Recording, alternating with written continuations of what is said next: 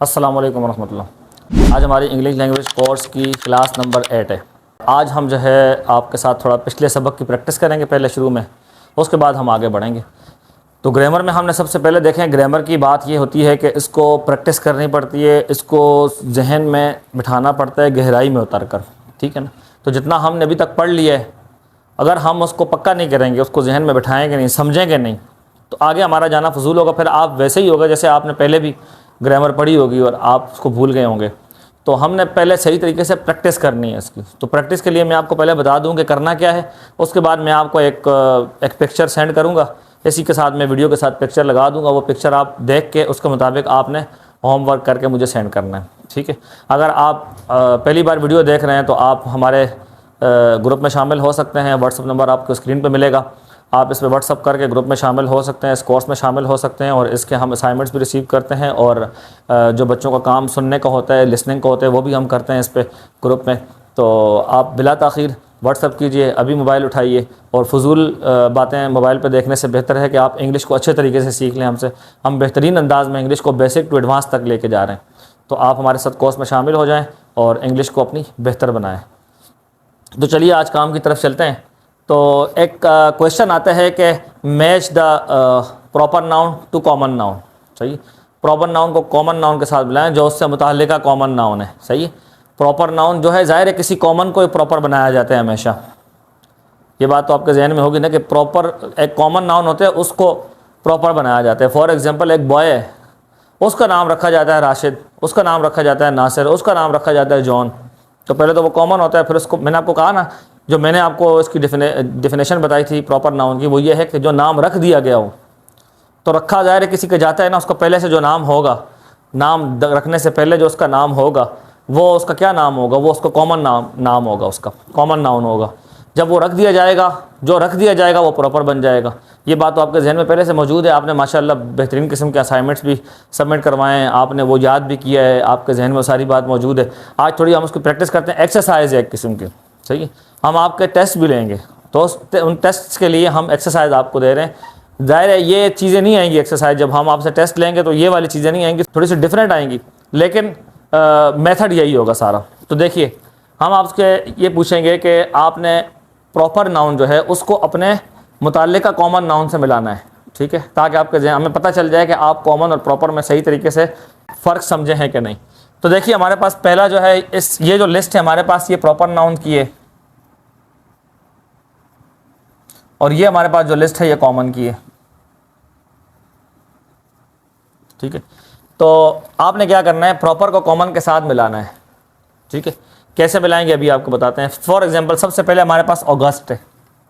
अगस्त आपको पता है क्या है, ये ईस्वी महीनों में से एक महीने का नाम है अगस्त, ठीक है, महीनों का नाम है। तो ये ख़ास नाम हुआ क्योंकि ख़ास महीना है जिसको अगस्त कहते हैं।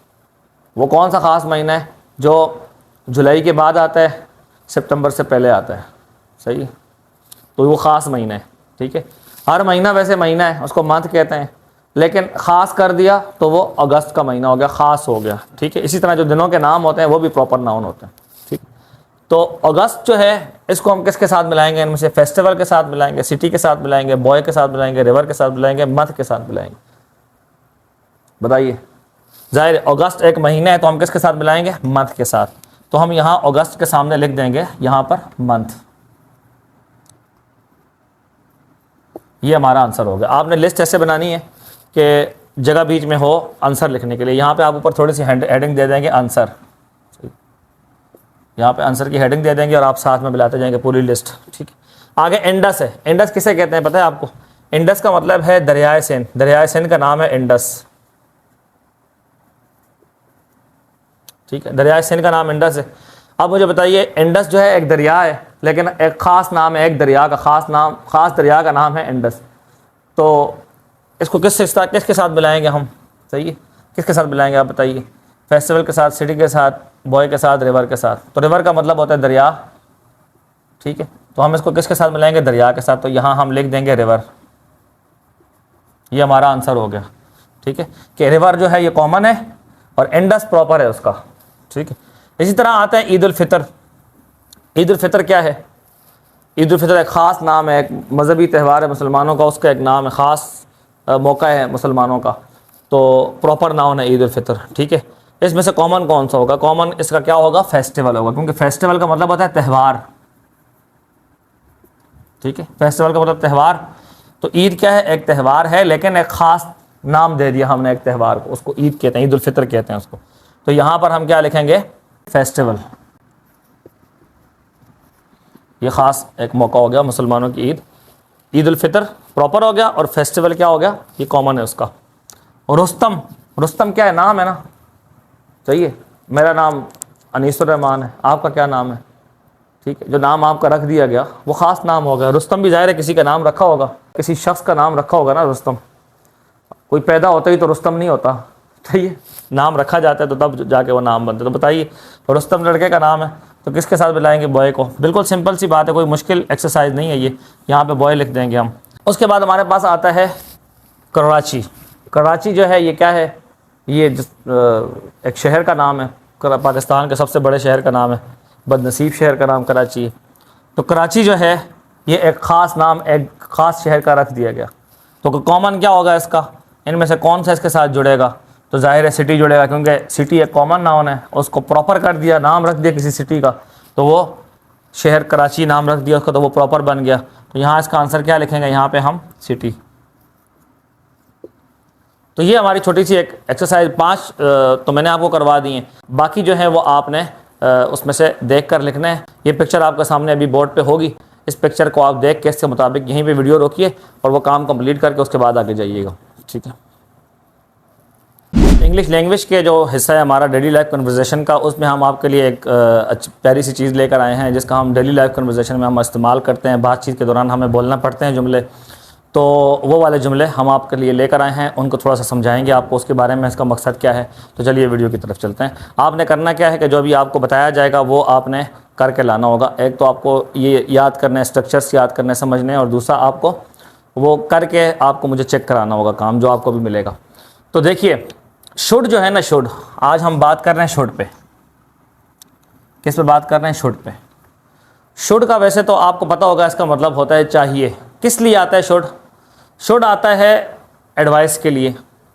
एडवाइस का मतलब नसीहत करना, किसी को मशवरा देना, इस मकसद के लिए शुड आता है। बाज़ औक़ात ये ऑब्लिगेशन के लिए भी आता है, यानी आप किसी को हुक्म दे रहे हो उसके लिए भी शुड आता है। पोलाइट वे में अगर आप हुक्म देना चाहते हैं किसी को तो उसके लिए भी शुड आता है।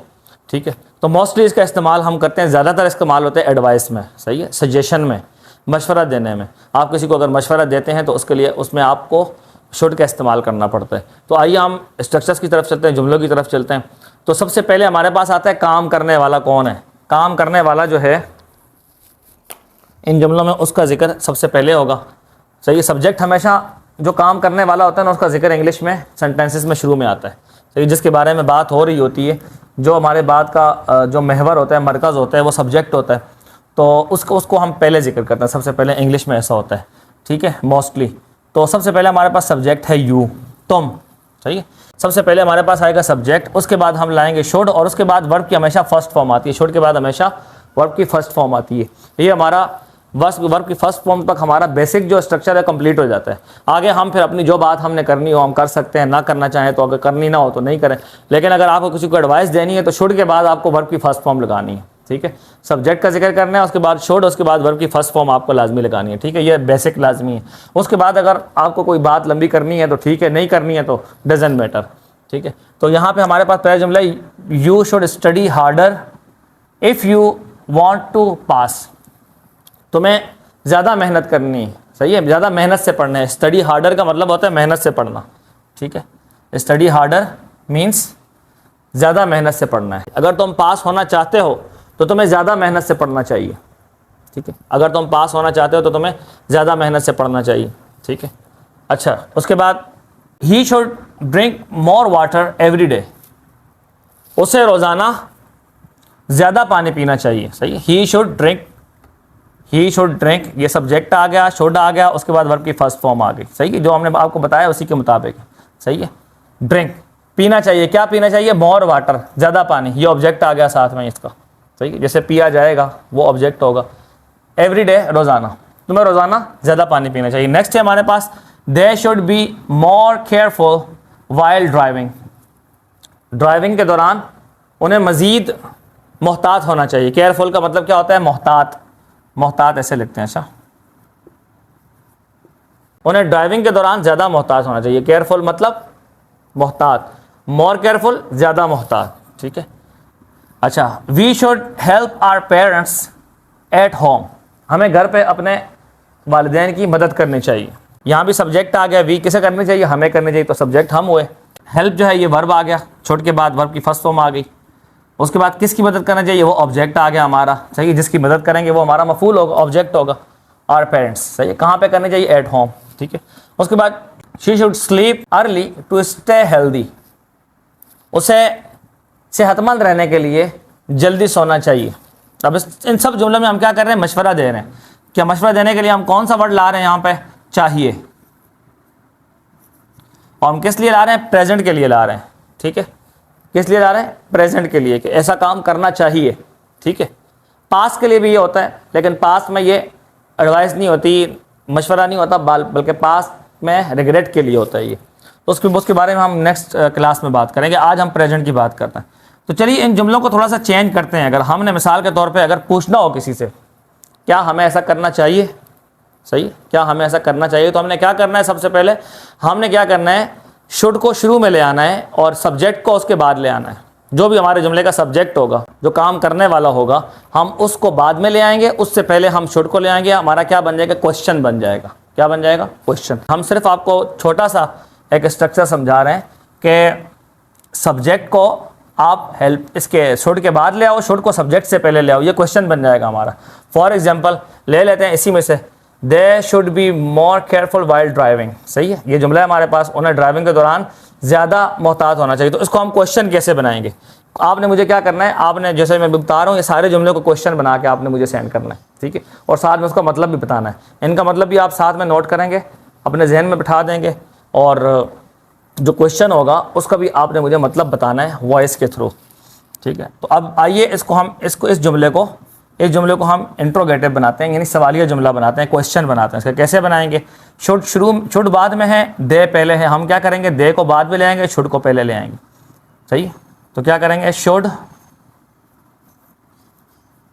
दे आ गया तो दे का दे ही आ जाएगा, क्योंकि सब्जेक्ट है ना, सब्जेक्ट को चेंज नहीं करे, है तो सब्जेक्ट ही, वो दे सब्जेक्ट है, सब्जेक्ट ही है, हम दे ही लाएंगे यहाँ पे, ठीक है।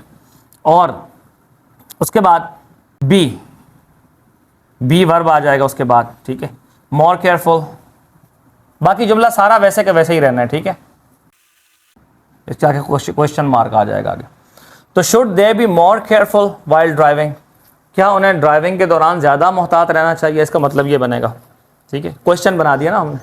हमारे पास एक मुस्बत जुमला था, यानी अफर्मेटिव सेंटेंस था, मुस्बत था, हमने उसको इंट्रोगेटिव यानी सवालिया बना दिया, इस्तिफामिया जुमला बना दिया।